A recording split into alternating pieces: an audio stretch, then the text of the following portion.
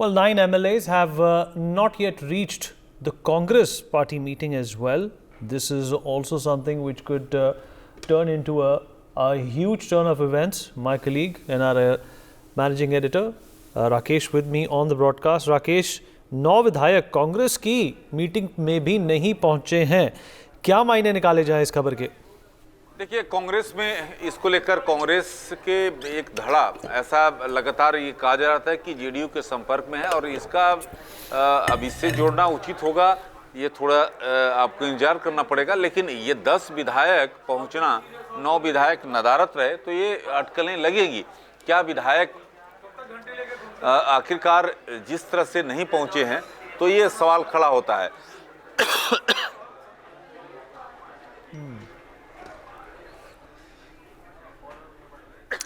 जी राकेश, आपने बिल्कुल ठीक फरमाया.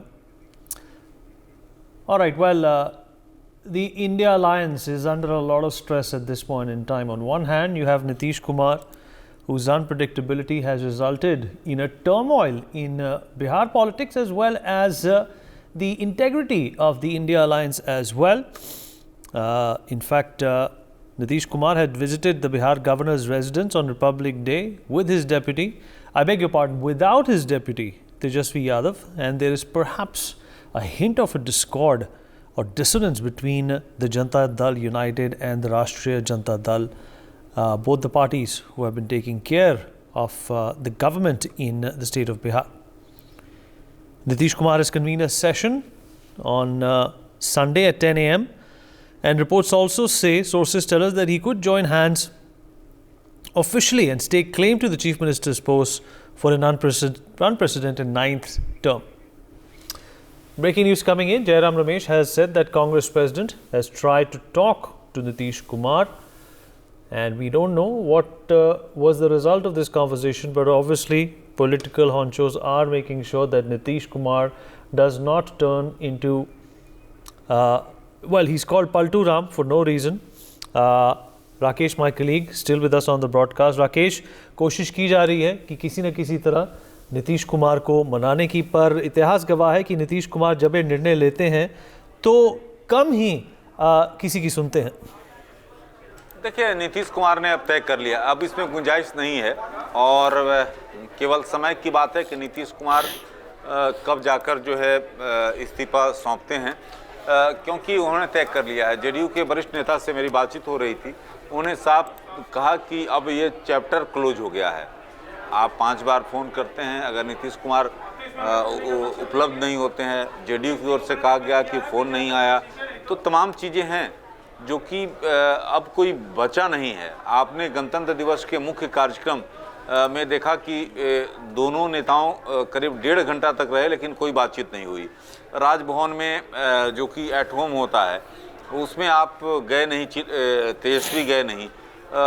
तेजस्वी के आपने देखा कि उस पर पर्ची लिखा हुआ था, उसको फाड़कर उस पर अशोक चौधरी बैठते हैं. तो ये साफ है, जो लगातार घटनाक्रम तेज़ी से बदल रहा है. जहाँ तक आज बैठकों का दौर है, 1 बजे से आरजेडी की बैठक लगातार चल रही है पटना में.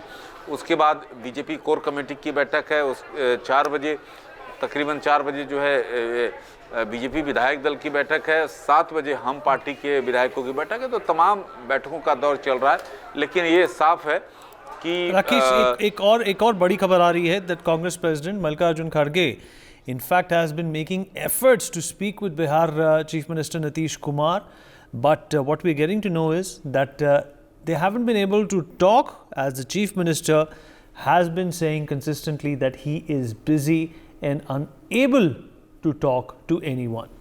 राकेश, जैसा आपने कहा कि एक तरह से अपना मन बना बैठे हैं नीतीश कुमार, इसी वजह से किसी से बातचीत करना उनको इस समय उचित नहीं लग रहा है.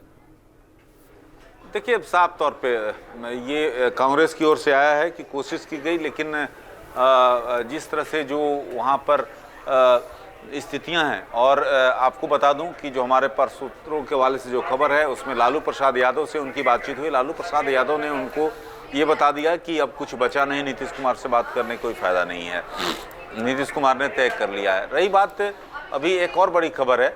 एक और बड़ी खबर ये है कि जेडीयू के वरिष्ठ नेता हैं केसी त्यागी का एक बयान आया है। बयान में वो साफ कर रहे हैं कि एनडीए अलायंस जो है टूटने के कगार पर है। तो उन्होंने तय साफ कर दिया है, अब उसमें ई फॉरवर्ड का नहीं है। आपको बस समय का इंतजार कीजिए कि ये इस्तीफा कब देते हैं और नई सरकार बीजेपी और जेडीयू को आपको दिखाई देगी। नीतीश कुमार जो हैं सीएम होंगे, 2 डिप्टी सीएम जो हैं बीजेपी कोटे से होंगे, स्पीकर जो है बीजेपी कोटे का होगा। तमाम चीज़ें तय हो चुकी हैं, पुराने फार्मूले पर ही काम किया जा रहा है। तो ये जी बिल्कुल ठीक कहा आपने राकेश, इस जानकारी के लिए हमारे साथ जुड़ने के लिए आपका धन्यवाद। For more such videos, subscribe to the NewsX YouTube channel, hit the bell icon.